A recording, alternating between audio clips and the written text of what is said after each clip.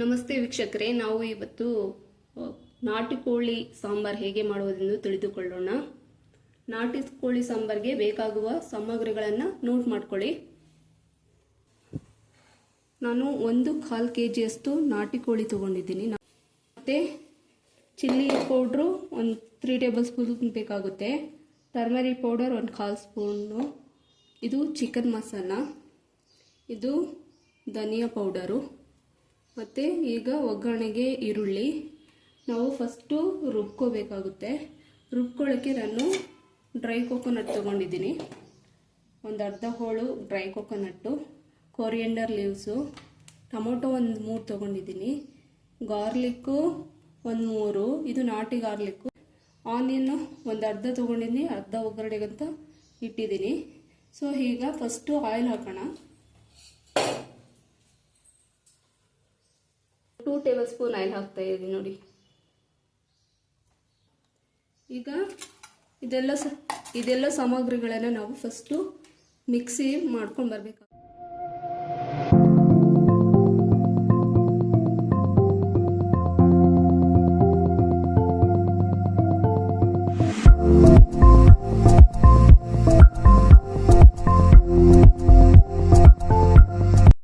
ಕುಕ್ಕರ್ಗೆ 2 table spoon oil ಹಾಕಿದ್ದೀವಿ already.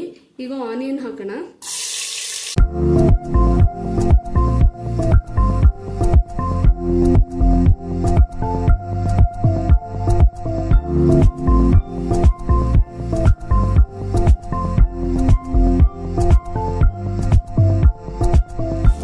Onion brown ಆಗಿದೆ. ಈ ಟೈಮಲ್ಲಿ ನಾವು ಚಿಕನ್ ಪೀಸನ್ನು ಸೇರಿಸ್ಕೊಳ್ಳೋಣ.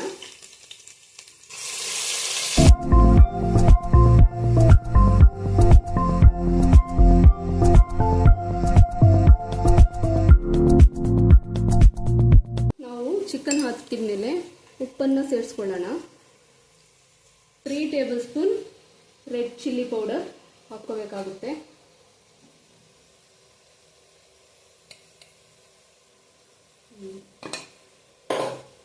ಒಂದು 1/2 ಟೇಬಲ್ ಸ್ಪೂನ್ ಟರ್ಮರಿಕ್ ಪೌಡರ್ ಹಾಕಿಬಿಟ್ಟು ಕಲಿಸ್ಬೇಕಾಗುತ್ತೆ. ಒಂದು 10 ನಿಮಿಷ ಬೇಯಿಸ್ಕೊಳ್ಳೋಣ. ಈಗ ನೋಡಿ, ಚೆನ್ನಾಗಿ ಸ್ವಲ್ಪ ಬೆಂದಿದೆ. ಈ ಟೈಮ್ನಲ್ಲಿ ನಾವು ರುಬ್ಬಿಕೊಂಡು ಬಂದಿರುವ ಮಸಾಲೆಯನ್ನು ಸೇರಿಸ್ಕೋಬೇಕಾಗುತ್ತೆ. ಈಗ ನಾವು ಇಟ್ಟಿರುವ ಚಿಕನ್ ಸಾಂಬಾರ್ ಪುಡಿ ಮತ್ತು ಧನಿಯಾ ಪೌಡರನ್ನು ಹಾಕೋಬೇಕಾಗುತ್ತೆ. ಹಾಕ್ಕೊಂಡು ಚೆನ್ನಾಗಿ ಕಲಿಸ್ಕೋಬೇಕು. ಒಂದ್ಸತಿ ಕಲಿಸಿದ್ದಾದ್ಮೇಲೆ ನಾವು ನೀರನ್ನು ಸೇರಿಸ್ಕೋಬೇಕು.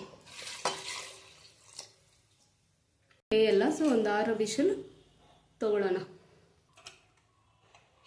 ಈಗ ತಣ್ಣಗಾಗಿದೆ.